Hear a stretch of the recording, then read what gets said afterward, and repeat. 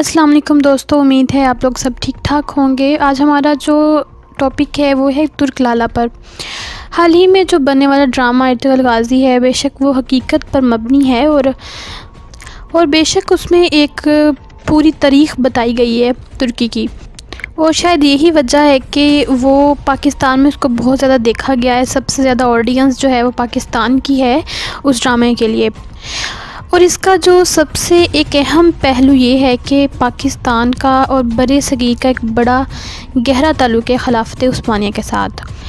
आप लोगों को याद है और माशरती उलूम की किताबों में भी पढ़ा होगा कि जब पाकिस्तान अभी नहीं बना था, 1920-23 के करीब, जब बरे सगीर में जो है मुसलमानों पर बड़े जुल्म हो रहे थे, हिंदू बड़े जुल्म ढा रहे थे।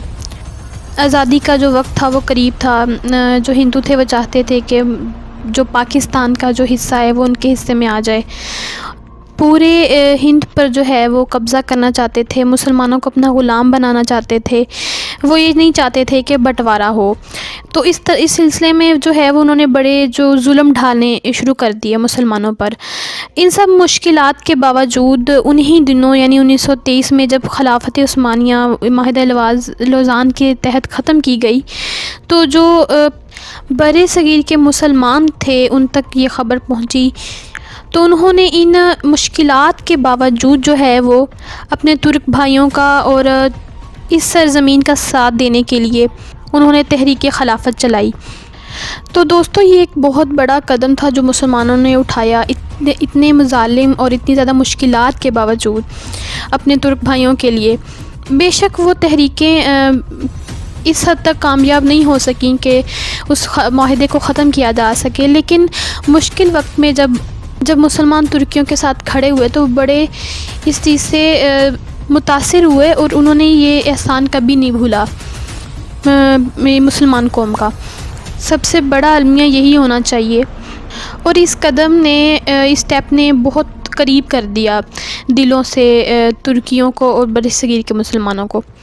और अब ये जब तारीख़ मुसलमानों के सामने एक बार फिर खुल के आई है इस ड्रामे के ज़रिए, तो वो मोहब्बत जो है वो दोबारा से ताज़ा हो गई है दोनों अक़वाम के दिलों में।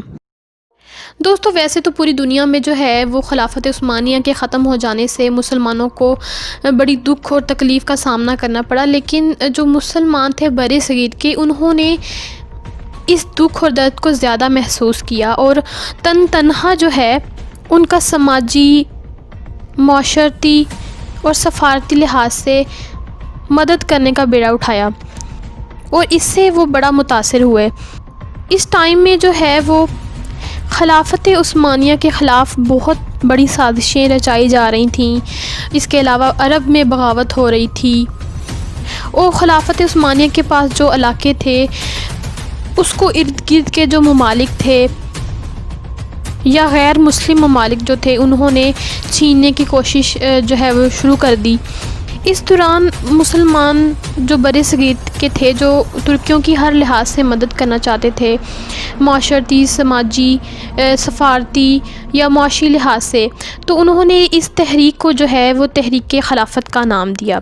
दोस्तों, दरअसल जो मुसलमान थे बरे सगीर के, उन्होंने इसको अपना एक बड़ा नुकसान समझा और इस सिलसिले में उन्होंने खिलाफत के हक़ में एक मुल्कगीर तहरीक शुरू की, जिसको तहरीक खिलाफत का नाम दिया, और इसके तहत जंग के फ़रीक ममालिक में उन्होंने वफ़द भेजे। इन वफ़ूद ने यूरोपी ममालिक, स्पेशली बरतानिया, बरे सगीर के जो मुसलमान थे उनकी राय आमा से मुसलमान हुक्मरानों को जो है आगाह किया।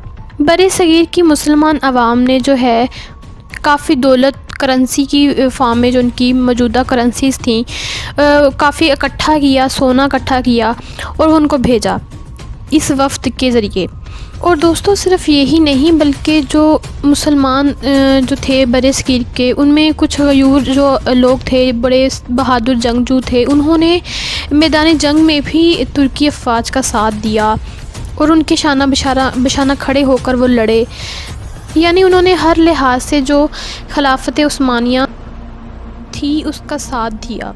अब इन गयूर अफराद में एक तुर्क लाला भी थे। ان کا اصل نام جو تھا وہ عبدالرحمن تھا اور یہ پشاور سے تھے، اس لیے ان کو عبدالرحمن پشاوری بھی کہا جاتا تھا۔ 1886 میں ان کی پیدائش ہوئی تھی پشاور میں، اور انہوں نے علی گڑھ کالج سے اپنی تعلیم حاصل کی۔ 1912 میں پھر یہ تعلیم چھوڑ کر سلطنت عثمانیہ کی مدد کے لیے ترکی پہنچ گئے، اور وہاں انہوں نے بلبان کی جنگ میں عثمانی فوج کا بہت ساتھ دیا۔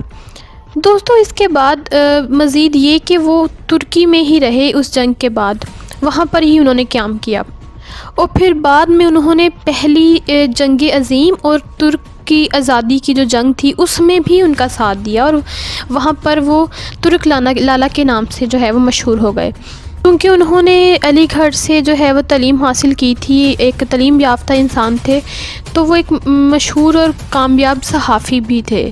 اور اس زمانے میں ترکی کا ایک بڑا مشہور خبر سائدہ تھا جس کا نام تھا انادولو، اس میں بھی وہ ایک بڑے مشہور صحافی تھے، اس کے لیے کام کرتے تھے، اور وہ اس کے ابتدائی صحافیوں میں سے ایک تھے۔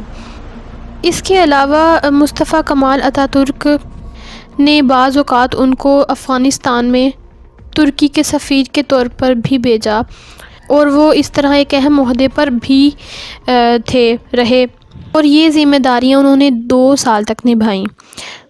پھر 1925 میں استنبول پر ایک قاتلانہ حملہ ہوا تھا جس میں ان کی جان چلی گئی۔